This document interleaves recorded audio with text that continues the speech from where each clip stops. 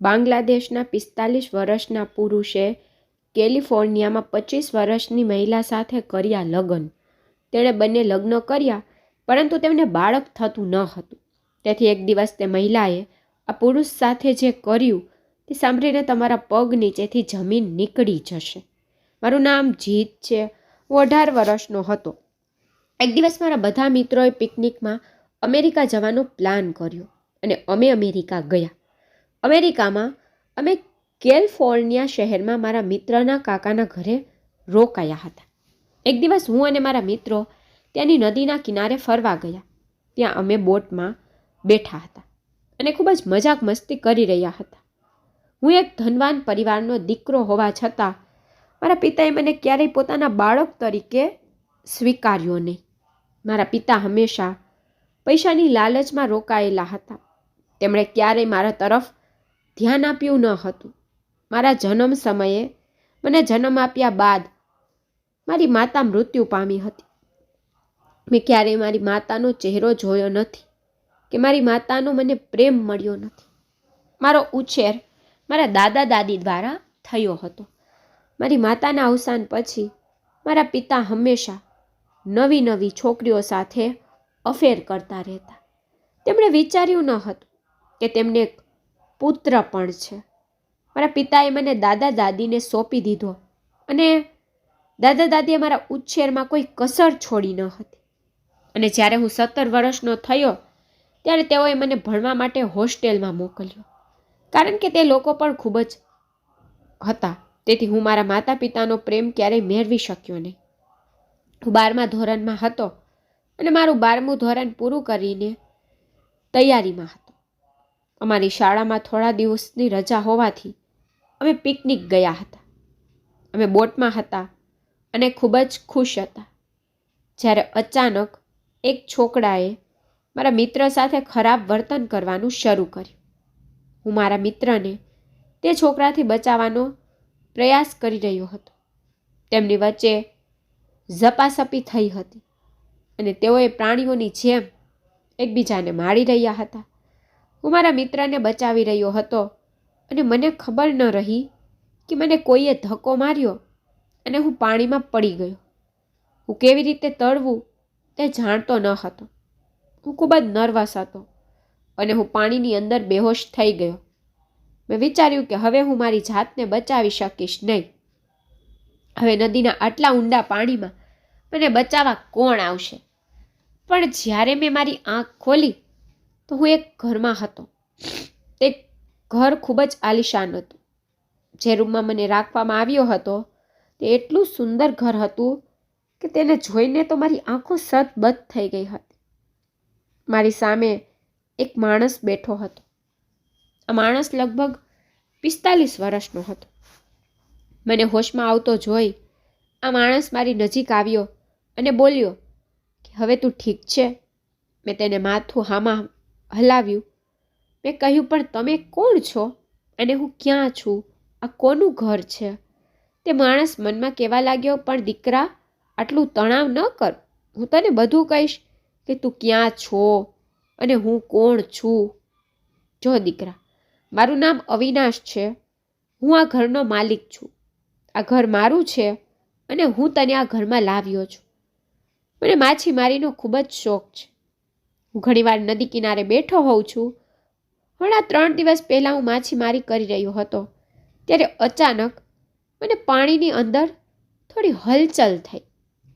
મેં ધ્યાનથી જોયું કે તમે તરતા હતા.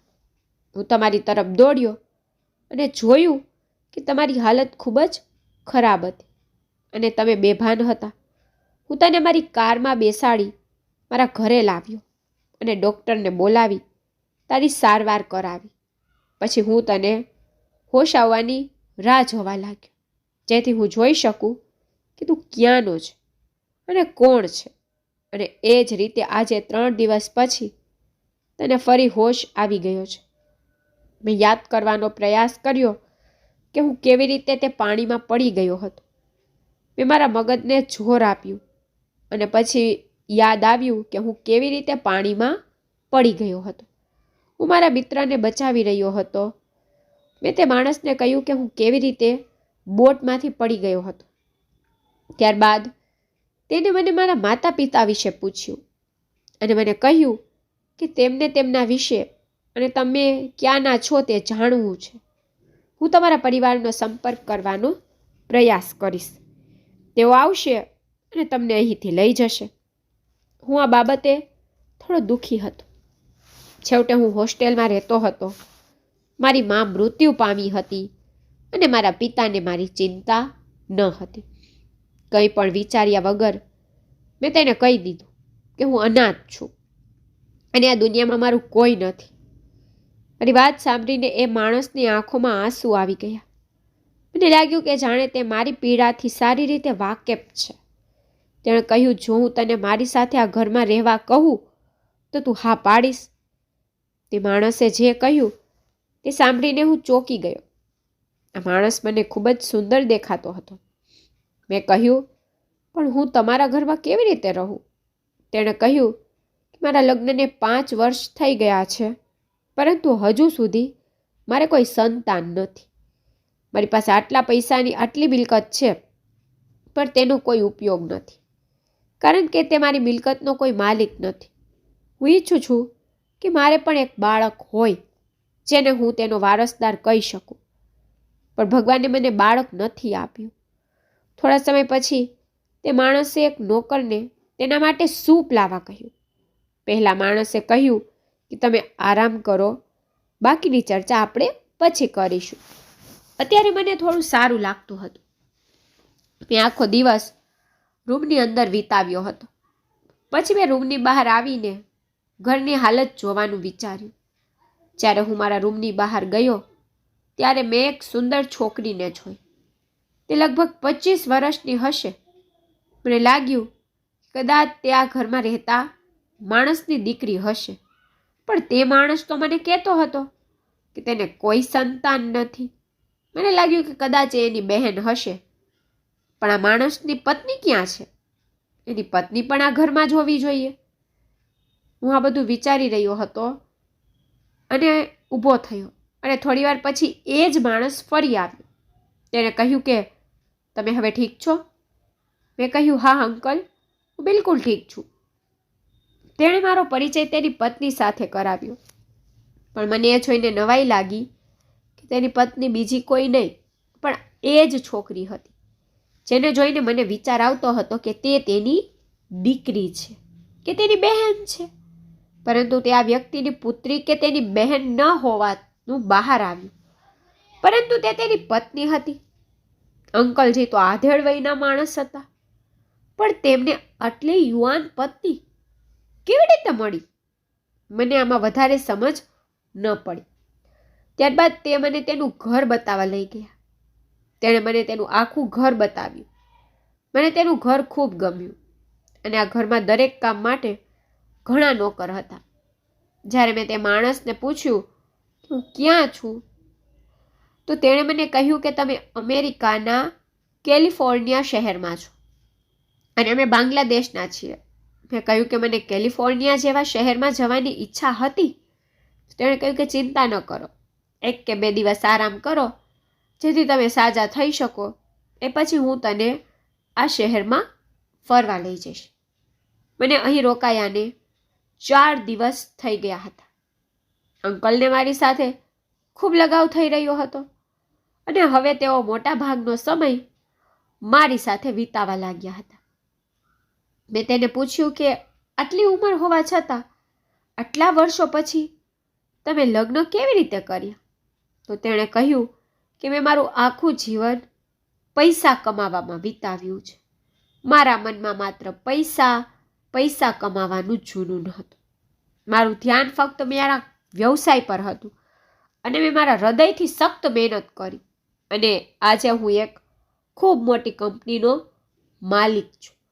હું મારા માતા પિતાનો એક માત્ર પુત્ર હતો અને મારા માતા પિતાએ મારા લગ્ન કરવાનો આગ્રહ રાખ્યો હતો, પરંતુ હું માત્ર પૈસા કમાવા માંગતો હતો અને મેં ત્યારે લગ્ન કર્યા નહીં. મને ખ્યાલ ન હતો કે હું આ દુનિયામાં ક્યારેય એકલો રહીશ. જ્યારે મારા માતા પિતા આ દુનિયા છોડી ગયા ત્યારે હું એકલતા અનુભવવા લાગ્યો. આ મોટું ઘર અને ડંખ મારવા દોડવા લાગ્યો. મારી એક બહેન પણ ન હતી. પછી લોકોએ મને લગ્ન કરવાની સલાહ આપી.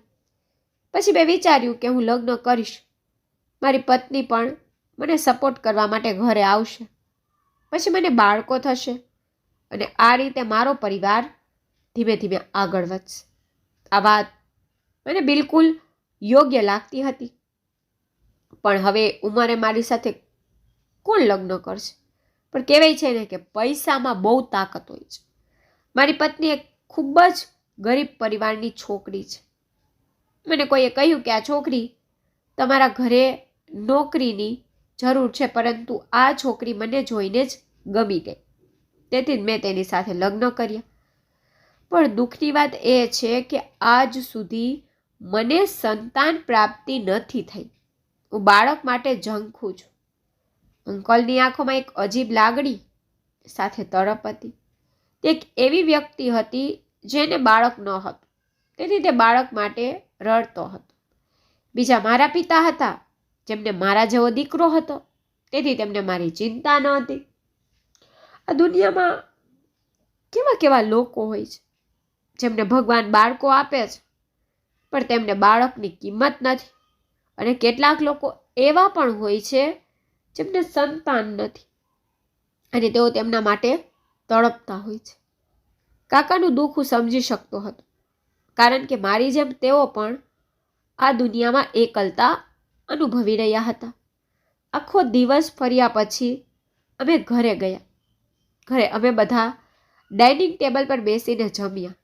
પણ આ શું હતું? અહીંનો તો ખોરાક માછલી હતો. હું સમજી ગયો હતો કે બાંગ્લાદેશમાં માછલી એક લોકપ્રિય ખોરાક છે. અહીં માટલીની ખેતી વધુ થાય છે, તેથી અહીંના લોકો ખોરાકમાં પણ માટલીને પસંદ કરે છે. મેં પેટ ભરીને ખાધું હતું અને મને ઘરે બનાવેલી માછલી ખૂબ જ ગમતી હતી. અને કાકાની પત્નીનું વર્તન પણ ખૂબ જ સારું હતું. તેનું નામ સુનેના હતું. સુનેના આંટી ઘરે ભોજન બનાવે છે અને માટલી પણ બનાવે છે. સુનેના આંટી દ્વારા તૈયાર કરવામાં આવેલો ભોજનના વખાણ કર્યા અને તે મને જોઈને ખૂબ જ ખુશ થઈ ગઈ. મને આ ઘરમાં રહેવા માટે એક અલગ રૂમ આપવામાં આવ્યો હતો. રાતના સમયે જ્યારે હું સૂતો હતો ત્યારે મને એક ધીમો અવાજ સંભળાયો. હું મારા રૂમમાંથી બહાર આવ્યો અને ડરી ગયો. મેં કાકાના રૂમનો દરવાજો ખખડાવ્યો અને સુનેના આંટીએ દરવાજો ખોલ્યો. તેણે દરવાજો ખોલ્યો તો અંદર જોયું કે કાકા ખૂબ જ ખરાબ હાલતમાં હતા. તેને લોહીની ઉલટી થઈ રહી હતી. હું આ જોઈને ડરી ગયો હતો.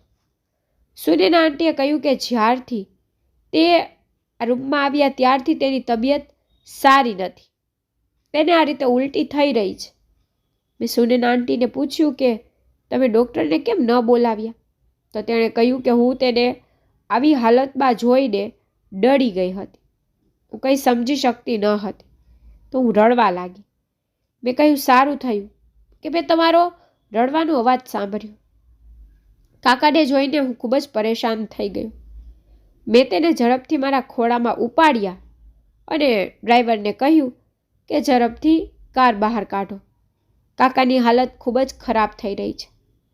ઉલટીને કારણે તેમની હાલત એટલી બગડી ગઈ હતી કે તેઓ બિલકુલ હોશમાં ન હતા. હું તરત જ કાકાને ડ્રાઈવર સાથે હોસ્પિટલ લઈ ગયો. કાકાને આઈસીયુમાં દાખલ કરવામાં આવ્યા. કાકાની હાલત ખૂબ જ ખરાબ હતી. તેમની હાલત જોઈને હું રડી રહ્યો હતો. તેમને છોડીને ઘરે એકલા જવાનું મન થતું ન હતું.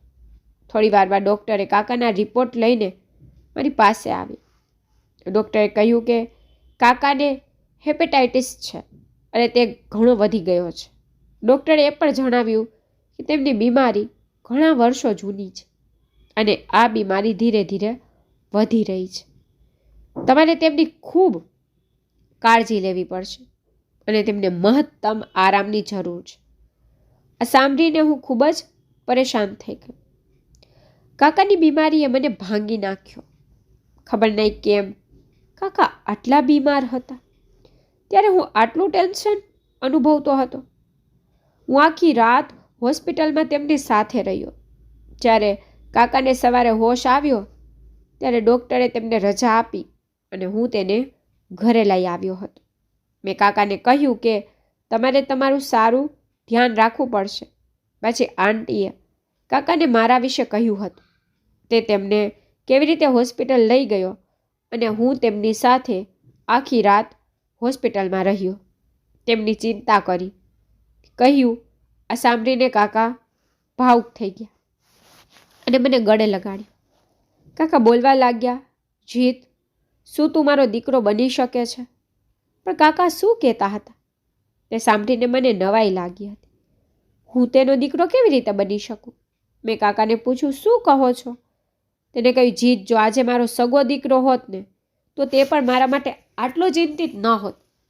હું તારો આ ઉપકાર ક્યારેય ભૂલીશ નહીં.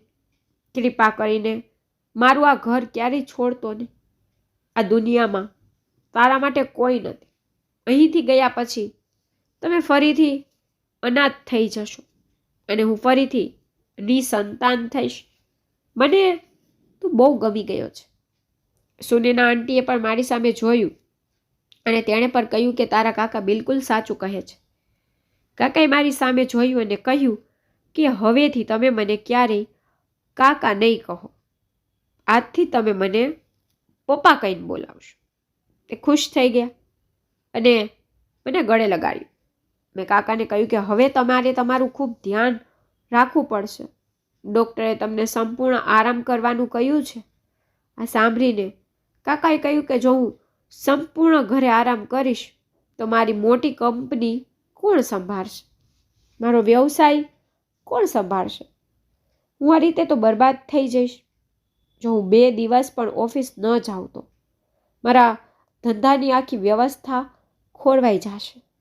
તો હું કેવી રીતે આરામ કરી શકું? દીકરા, મેં કહ્યું, ઠીક છે પપ્પા, હું તમારી જગ્યાએ ઓફિસ જઈશ અને તમારું કામ સંભાળીશ. આ સાંભળીને તે ખૂબ જ ખુશ થઈ ગયા.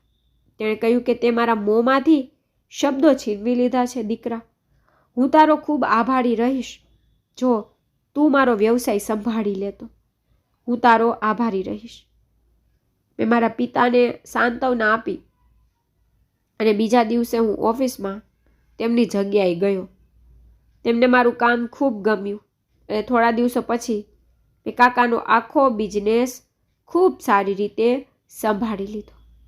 કાકા તેમના ઘરે નિશ્ચિત આરામ કરી રહ્યા હતા. તેઓ મારી બાજુમાં ખૂબ જ ખુશ હતા.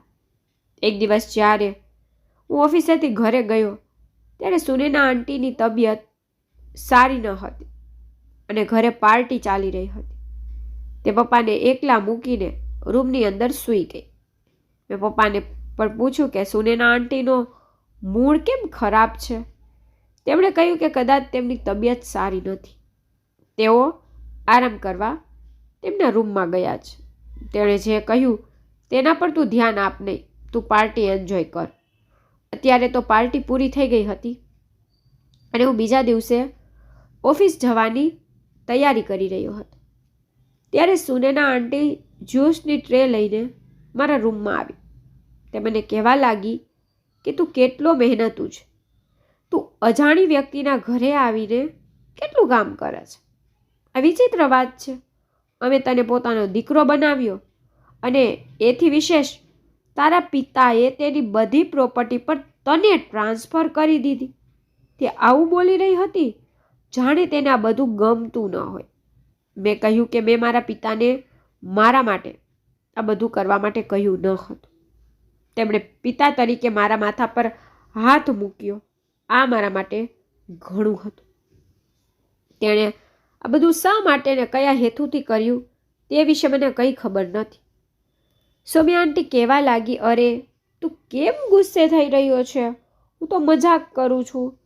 તૈયાર થયા પછી હું તેણે લાવેલું જ્યુસ પીધા વિના જ રૂમમાંથી બહાર નીકળી ગયો. ઓફિસે ગયો. હું ઓફિસમાં મારું કામ કરી રહ્યો હતો ત્યારે અચાનક મને ઘરના નોકરનો ફોન આવ્યો. જેણે કહ્યું કે માલિકની તબિયત અચાનક ખરાબ થઈ ગઈ છે. હું તરત જ ડરી ગયો અને ઘરે જઈને જોયું તો પપ્પાને ઉલટી થઈ રહી હતી. હું તેને હોસ્પિટલ લઈ ગયો. ડૉક્ટરે મને કહ્યું કે ભારે ખોરાક ખાવાથી તેની તબિયત બગડી છે. હાલ તેની તબિયત ઠીક છે. તમે લોકો તેને 1 કે 2 કલાક પછી ઘરે લઈ જઈ શકો છો. સુનેના આંટી પણ હોસ્પિટલમાં હાજર હતી અને જ્યારે મેં તેને પૂછ્યું કે પપ્પાએ રાત્રે ભોજનમાં શું ખાધું હતું, ત્યારે તેણે મને કહ્યું કે તેણે રાત્રિ ભોજનમાં માછલી ખાધી છે. માછલી તેની પ્રિય વાનગી છે. મેં તેને કહ્યું કે પિતા દર્દી છે અને દર્દીએ હળવો ખોરાક લેવો જોઈએ. આ ખોરાક તેના માટે થોડો ભારે થઈ ગયો, તેથી તે પચાવી શક્યા નહીં. 2 કલાક પછી અમે હોસ્પિટલેથી ઘરે આવ્યા. પિતાને સારું હતું, તેથી હું તેમને આરામ કરવા માટે તેમના રૂમમાં છોડીને ગયો અને હું પણ મારા રૂમમાં આવ્યો. પરંતુ જ્યારે હું રાત્રે સૂઈ ગયો ત્યારે મને એક વિચિત્ર સપનું આવ્યું. એ સપનું જોયા પછી હું ડરી ગયો. મેં સ્વપ્નમાં જોયું કે પપ્પા ખૂબ જ પરેશાન દેખાઈ રહ્યા છે. આ ટેન્શનને કારણે હું સૂઈ શકતો ન હતો. હું વિચારતો હતો કે પપ્પાને કઈ સમસ્યાનો સામનો કરવો પડી રહ્યો છે, જેના કારણે મને આવા સપના આવે છે. જ્યારે સવારના 8 વાગી ગયા હતા ત્યારે હું ઓફિસ ગયો નહીં, બલકે હું પપ્પાના રૂમ તરફ ગયો. પપ્પા એમના રૂમમાં સૂતા હતા અને સુનેના આંટી પણ એમની પાસે બેઠા હતા. હું રૂમની અંદર ગયો અને તેની પાસે બેઠો અને તેને પૂછ્યું કે પપ્પા, તમારી તબિયત કેવી છે? તેણે કહ્યું કે દીકરા, મારી તબિયત તો બિલકુલ ઠીક છે. મેં કહ્યું પપ્પા, તમને કોઈ સમસ્યા છે? તો સુનેના આંટીએ જવાબ આપ્યો, ના, તેને શું સમસ્યા હોઈ શકે? પપ્પાએ મારી સામે જોયું અને કહ્યું કે આનો અર્થ શું છે દીકરા? તારી હાજરીમાં હું કઈ સમસ્યાનો સામનો કરી શકું? મને ચિંતા હતી કે મેં જોયેલું સપનું સાચું ન હોય. પપ્પાએ મને કહ્યું કે એક કંપની અમારી સાથે ડીલ કરવા માંગે છે, પરંતુ તેઓ લંડનના લોકો છે, તેથી તમારે લંડન જઈને તેમની સાથે ડીલ કરવી પડશે અને તેનું કામ સમજવું પડશે. તેણે કહ્યું દીકરા, આ માટે તારે લંડન જવું પડશે. ત્યાં તને લગભગ 1 અઠવાડિયું લાગશે. મેં પપ્પાને કહ્યું ઠીક છે પપ્પા, હું ચાલ્યો જઈશ. પપ્પા ખૂબ જ ખુશ થઈ ગયા ને કહ્યું કે તમે મારી વાત માનો છો? એક દિવસ ભગવાન તને મહાન માણસ બનાવશે. મેં કહ્યું પપ્પા, હું તમારો દીકરો બની ગયો છું, મારા માટે તે ઘણું છે. હું આનાથી મોટો નહીં બની શકું. પછીના 2 દિવસ પછી મારે લંડન જવાનું હતું અને હું પપ્પાના આશીર્વાદ લઈને લંડન ગયો અને ત્યાંથી ડીલ ફાઇનલ કરીને હું 1 અઠવાડિયું રોકાયો. લંડનથી ઘરે પાછો આવ્યો ત્યારે આ જોઈને હું ચોંકી ગયો. પપ્પાની આંખોની નીચે ડાર્ક સર્કલ હતા અને તેઓ મને ખૂબ જ નિર્બળ લાગતા હતા. મેં પપ્પાને પૂછ્યું, તમે આટલા નબળા કેવી રીતે થઈ ગયા? તેમણે કહ્યું કે દીકરા, એવું કંઈ નથી.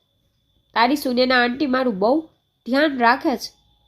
મને કંઈક ખોટું લાગી રહ્યું હતું, પણ પછી મેં વિચાર્યું કે કદાચ હું જે વિચારી રહ્યો છું તે ખોટું છે, કારણ કે સુનેના આંટી ખરેખર પપ્પાનું ધ્યાન રાખે છે અને હંમેશા રૂમમાં રહે છે. આ દિવસોમાં ઓફિસમાં કામનું ભારણ પણ ખૂબ વધુ હતું, કારણ કે મેં કેટલીક નવી કંપનીઓ સાથે ડીલ કરી હતી અને મારે તે બધું જ સંભાળવાનું હતું. પહેલાં મેં ક્યારેય ધંધામાં આટલો રસ લીધો ન હતો. હવે જ્યારે બધા કામનો બોજ મારા પર આવી ગયો ત્યારે મારી અંદર ધંધામાં એક વિચિત્ર રસ જાગવા લાગ્યો. હું ઘરે ઓછો આવતો અને મોટે ભાગે કામ પર ધ્યાન આપતો હતો. હું 3-4 દિવસમાં એકવાર ઘરે આવતો હતો. પપ્પા મને રોજ ફોન કરતા અને ફોન પર લાંબા સમય સુધી વાત કરતા. ઓફિસમાં મને કંઈ સમજાતું ન હતું તો હું મારા પપ્પાને ફોન કરીને પૂછતો હતો. પણ છેલ્લા ઘણા સમયથી હું ધ્યાન આપી રહ્યો છું કે જ્યારે પણ હું મારા પપ્પાને ફોન કરું છું ત્યારે તેઓ મારો ફોન રિસીવ કરતા નથી. મેં ઘરે જઈને પૂછ્યું તો સુનેના આંટી કહે તે સૂતા જ, તેથી ફોન ઉઠાવ્યો નહીં. જ્યારે હું બિઝનેસમેન સાથે વ્યવહારમાં વ્યસ્ત હતો, અમારો બિઝનેસ ખૂબ જ સારો ચાલી રહ્યો હતો. શહેરમાં અમારી કંપનીનું એક અલગ નામ બની ગયું હતું. એક દિવસ હું રાત્રે મારા પિતાના રૂમમાં તેમને મળવા જતો હતો. ત્યારે સુનેના આંટીએ મને દરવાજે રોક્યો અને કહ્યું કે તમે ક્યાં જાઓ છો? મેં કહ્યું, પપ્પા શું કરે છે? મારે તેની સાથે વાત કરવી છે. સુનેના આંટીએ કહ્યું કે તારા પપ્પા હજુ સૂતા છે, તમે તેને જગાડશો તો તે ડિસ્ટર્બ થઈ જશે. તે પછી સુનેના આંટી મારી સાથે વધુ વાત કરવા લાગી. તે મને કામ વિશે પૂછવા લાગી. રાત થઈ ગઈ હતી. મેં સુનેના આંટીને કહ્યું કે હું સૂઈ જાઉં છું, સવારે પપ્પા જાગી જશે ત્યારે હું તેમની સાથે વાત કરી લઈશ. જ્યારે સવાર થઈ, બીજા દિવસે હું પિતા સાથે વાત કરવા ગયો ત્યારે મેં રૂમનો દરવાજો ખોલતા જ મને કોઈની બૂમો સંભળાણી. મેં પાછળ ફરીને જોયું તો સુનેના આંટી સીડી પરથી નીચે પડી ગયા હતા. તેમનો પગ ખરાબ રીતે મચકોડાઈ ગયો હતો. તે જોરથી ચીસો પાડી રહી હતી.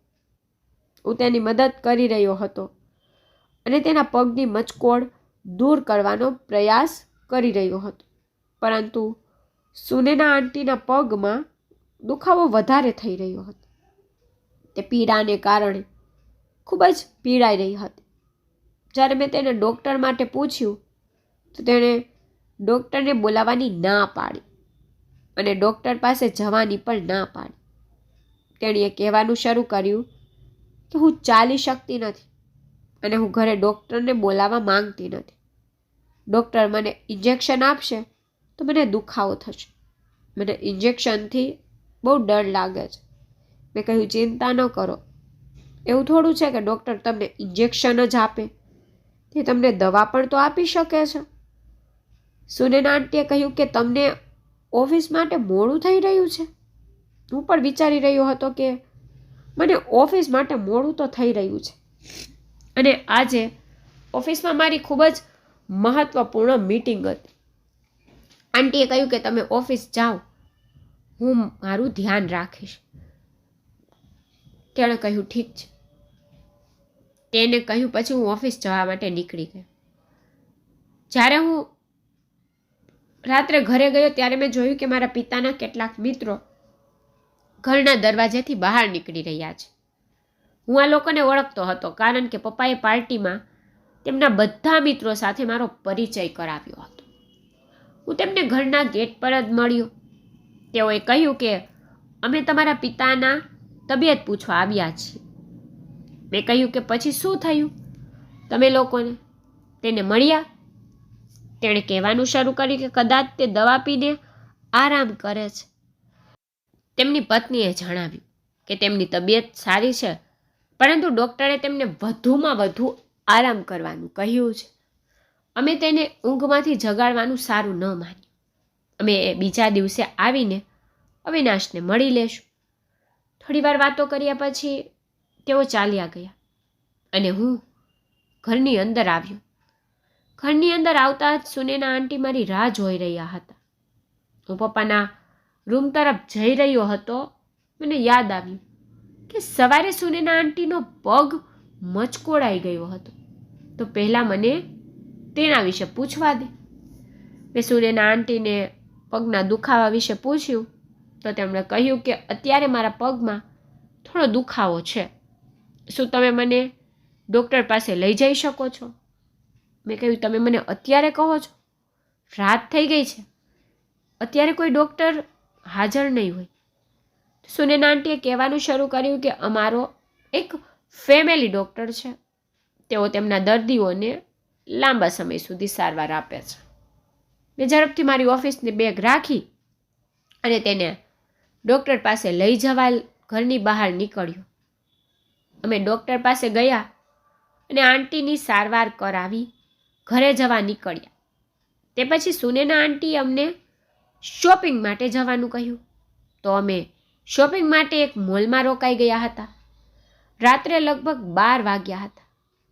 જ્યારે અમે ઘરે પહોંચ્યા ત્યારબાદ સુનેના આંટી નોકરાણી સાથે તેના રૂમમાં ગઈ અને અંદર જતાં જ તેણે રૂમનો દરવાજો બંધ કરી દીધો અને હું મારા રૂમમાં આવી ગયો. મેં મારો મોબાઈલ ચેક કર્યો અને મારી ઓફિસના પીએના ઘણા મિસ કોલ મળ્યા. મારો ફોન સાયલેન્ટ હતો, તેથી કદાચ મને કોલની જાણ ન હતી. જ્યારે મેં પાછો ફોન કર્યો તો તેણે મને કહ્યું કે સર, હું ઘણા સમયથી અવિનાશ સર સાથે વાત કરવાનો પ્રયત્ન કરી રહ્યો છું, પરંતુ તેમનો કોઈ સંપર્ક નથી થઈ રહ્યો. મેં કહ્યું પપ્પા ઘરે છે અને તેમનો નંબર પણ ચાલુ છે. તેણે કહ્યું સર, હું દરરોજ તેમનો નંબર ટ્રાય કરું છું, પણ કોઈ કોલ રિસીવ કરતું નથી. તેની સાથે વાત કર્યા પછી મેં મારો મોબાઈલ સ્વિચ ઓફ કરી દીધો. હવે હું વિચારી રહ્યો હતો કે પપ્પાની કોઈની સાથે સંપર્ક કેમ નથી કરી શકતા અને તેઓ ઘરે હાજર હતા અને મેં પણ પપ્પા સાથે વાત ન કરી હતી. લગભગ 1 અઠવાડિયું થઈ ગયું હતું. હું મૂંઝવણ અનુભવી રહ્યો હતો. હું મૂંઝવણમાં હતો કે આ બધું શું છે.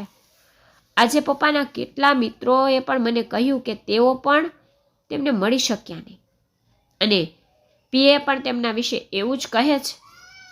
મતલબ કે અમારા ઘરમાં કંઈક ખોટું થઈ રહ્યું છે. મારી શંકા સુનેના આંટી પર જતી હતી અને મેં નક્કી કર્યું કે કાલે સવારે પપ્પા સાથે વાત કરીશ. બીજો દિવસ આવતા જ હું મારા પપ્પા સાથે વાત કરવા તેમના રૂમ તરફ જતો હતો. ત્યારે મારા વિચાર મુજબ સુનેના આંટી આવીને મારી સામે ઊભી હતી. હું જાણતો હતો તે મને અંદર જતા અટકાવશે, કારણ કે ઘણા દિવસોથી તે મને કોઈને કોઈ બહાને રૂમની અંદર જતો અટકાવી રહી હતી. મેં સુનેના આંટીને પાછળ ધકેલી અને ઝડપથી રૂમનો દરવાજો ખોલ્યો. મેં રૂમની અંદર જોયું તો હું ચોંકી ગયો કે પપ્પા રૂમની અંદર પણ ન હતા. આખરે તેઓ તેમના રૂમમાંથી કેવી રીતે ગયા? બહાર આવીને સુનેના આંટીને પૂછ્યું કે પપ્પા ક્યાં છે? તો અચાનક સુનેના આંટીએ આંખોથી કોઈ ઈશારો કર્યો અને પાછળથી કોઈ આવ્યું અને મને પકડી લીધો. મારી જાતને મુક્ત કરવાનો પ્રયાસ કરી રહ્યો હતો, પરંતુ મને પકડનાર વ્યક્તિએ મને એટલી મજબૂતીથી પકડી રાખ્યો હતો કે હું મારી જાતને મુક્ત કરાવવામાં અસમર્થ હતો. હું સુનેના આંટી પર બૂમો પાડવા લાગ્યો, મને કહો કે પપ્પા ક્યાં છે અને તમે તેની સાથે શું કર્યું? સુનેના આંટી મારી નજીક આવ્યા અને કહ્યું, મેં તારા પપ્પાને એવી જગ્યાએ મોકલ્યા છે જ્યાં ગયા પછી કોઈ વ્યક્તિ પાછી આવતી નથી. મને આશ્ચર્ય થયું કે તે શું કહેવા માંગે છે. સુનેના આંટીએ મારી સામે કેટલાક કાગળો મૂક્યા અને કહ્યું કે ઝડપથી સહી કર. હું બૂમો પાડી રહ્યો હતો કે તાર શું જોઈએ છે? પહેલાં મને કે પપ્પા ક્યાં છે? સુનેના આંટી કહેવા લાગી, જો તે આ કાગળો પર સહી કરી તો હું તને તારા પિતા પાસે લઈ જઈશ. મેં કહ્યું, આ પેપર્સ શેના છે? મારે પેપર્સ વાંચવા છે. તેણે પેપરો મારી આંખો સામે મૂક્યા અને કહ્યું, વાંચ. એ પેપર્સ પ્રોપર્ટીના પેપર હતા. પપ્પાએ તેમની બધી મિલકત અને બધું મારા નામે કરી દીધું. સુનેના આંટી ઈચ્છતા હતા કે હું આ કાગળો પર મારી સહી લગાવું, જેથી સુનેના આંટી આખી મિલકતની માલિક બની જાય. હવે હું આખો ખેલ સમજી ગયો હતો કે સુનેના આંટી આ બધું કરી રહી છે કારણ કે તે આ બધી મિલકત તેના નામે કરાવવા માંગે છે. મેં કહ્યું કે હું આવું નહીં કરું. સુનેના આંટીએ કહ્યું કે સુનેના આંટીએ મારા ગળા પર છરી રાખી અને કહ્યું કે તો તું પણ પિતાને પાસે જા, તો તે જાણવા માટે તારે આ પેપર્સ પર સહી કરવી પડશે. મેં તેને એવી જગ્યાએ મોકલ્યો કે જ્યાં તેને કોઈ ન મળે. મેં કહ્યું કે તમે આ બધું કેમ કરો છો? પપ્પાએ આ ઘરમાં તમને બધું જ આપ્યું છે. તે કહેવા લાગી કે તે માણસે મને કંઈ આપ્યું નથી. તેને કહ્યું કે હું આ ઘરમાં નોકરાણી બનવા આવી હતી, પરંતુ જ્યારે અવિનાશને હું પસંદ આવી ત્યારે તેણે મારી સાથે લગ્ન કર્યા. હું મારા નસીબ પર વિશ્વાસ કરી શકી નહીં કે જે છોકરી નોકરાણી બનવા જઈ રહી હતી તે જ આ ઘરની માલકીન બની ગઈ. પણ અવિનાશના દિલમાં હંમેશા એક બાળકની ઝંખના હતી. હવે જ્યારે વૃદ્ધ હું સંતાન ના કરી શકે તો હું શું કરીશ? પછી તું મારી જિંદગીમાં આવ્યો. જ્યારે અવિનાશ તને લાવ્યો ત્યારે હું તારા પ્રેમમાં પડી ગઈ. મેં તને જોયો, હું તને પસંદ કરવા લાગી. કારણ કે અવિનાશ સાથે લગ્ન કર્યા પછી હું તેને પ્રેમ કરતી ન હતી. હું આ સંબંધ માત્ર એટલા માટે નિભાવી રહી હતી કારણ કે હું તેની તમામ સંપત્તિ જપ્ત કરવા માંગતી હતી. પણ તે આવીને મારો પ્લાન બરબાદ કર્યો. અવિનાશે તને પોતાનો દીકરો બનાવી દીધો. હું અવિનાશને ખૂબ સમજાવતી હતી કે અજાણ્યો વ્યક્તિ છે તેને તમારો દીકરો ન બનાવો. તે તમને દગો પણ આપી શકે છે. મેં અવિનાશને તારી વિરુદ્ધ ઘણો ઉશ્કેર્યો હતો, પણ તે વ્યક્તિએ ક્યારેય મારી ઉશ્કેરણી માની ન હતી. મારા તમામ પ્રયત્નો છે તેણે વકીલ સાથે મળીને તેની તમામ મિલકત તારા નામે કરી દીધી હતી. હું તારી સાથે લગ્ન કરવા માંગતી હતી અને અમે સાથે મળીને આ માણસની મિલકત અડધી જપ્ત કરીશું. મેં તને પણ કંટ્રોલ કરવાની ઘણી કોશિશ કરી. દરેક પુરુષ સ્ત્રીની સુંદરતા તરફ આકર્ષાય છે અને તેનો બની જાય છે, પણ તું તારા પર કોઈ પણ જાદુ ન ચલાવી શકે. અને હવે તો અવિનાશને પણ શંકા થવા લાગી હતી કે હું તેની મિલકત પર નજર રાખું છું.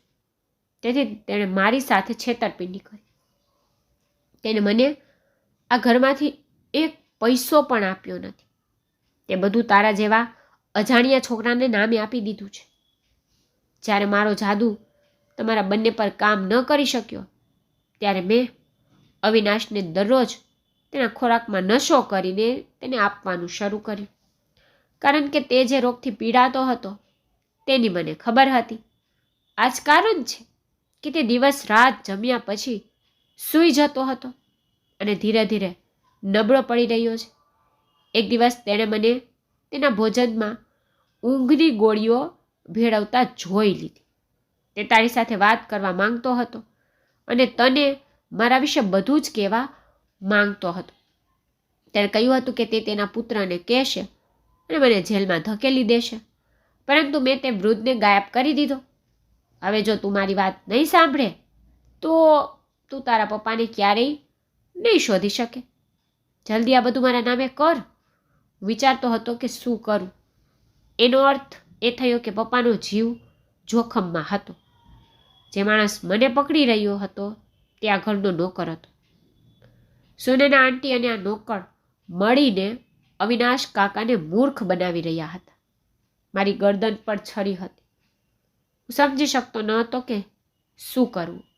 પછી અચાનક મેં દરવાજા તરફ જોયું કે તરત જ બધાના હોશ ઉડી ગયા. દરવાજે પોલીસ ઊભી હતી. પણ વિચારવા જેવી વાત એ હતી કે પોલીસને કોણે બોલાવી હતી. નોકરાણી ઘરની અંદરથી બહાર આવી અને તેણે જ પોલીસને બોલાવી હતી. નોકર અને સુનેના આંટી ભાગવાનો પ્રયાસ કરી રહ્યા હતા, પણ પોલીસે ઝડપથી એ લોકોની ધરપકડ કરી લીધી હતી.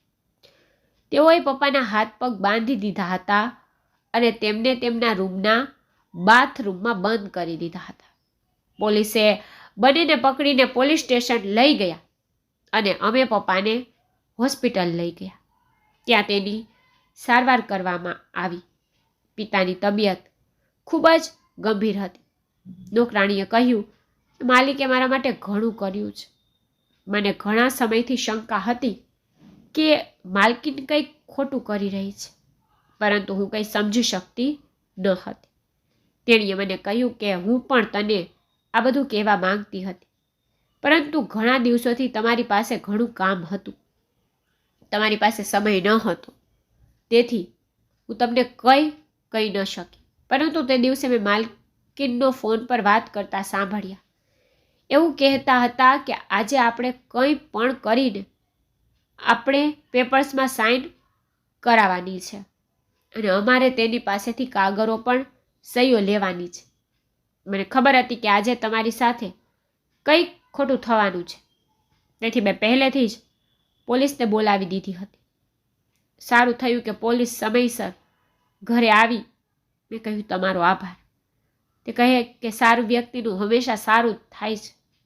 પિતાજીએ મારું પણ ભલું કર્યું, પરંતુ તે પોતાના ઘરના નોકરોને પણ ઘણી મદદ કરતા, અને આજે તેમના ઘરની એક ગરીબ નોકરાણીએ મારો જીવ તેમજ મારા પિતાનો જીવ બચાવ્યો હતો. થોડા દિવસો પછી પપ્પા સ્વસ્થ થઈ ગયા. પપ્પાએ પોલીસને પોતાનું નિવેદન આપ્યું. સુનીના આંટી અને તે નોકરને સખ્ત સજા આપવામાં આવી. હવે પપ્પાને મારાથી વધુ પ્રેમ થઈ ગયો હતો. મેં લગ્ન કરી લીધા છે અને હું મારા દાદા દાદીને પણ મારી પાસે લઈ આવ્યો છું. હવે હું મારા પરિવાર સાથે આ ઘરમાં રહું છું. હવે અમે અમારા ઘરમાં દરેક જગ્યાએ કેમેરા લગાવ્યા છે અને અમે અમારી સંપત્તિ પર નજર નાખનાર લોકોથી સાવચેત છીએ. મિત્રો, આશા રાખું છું કે તમને અમારી વાર્તા ગમી હશે. વાર્તા ગમી હોય તો વિડીયોને લાઈક કરો, ચેનલને સબસ્ક્રાઈબ કરો અને હા, નોટિફિકેશન બેલ દબાવો જેથી આગલી અપડેટ પહેલાં મળે. ધન્યવાદ.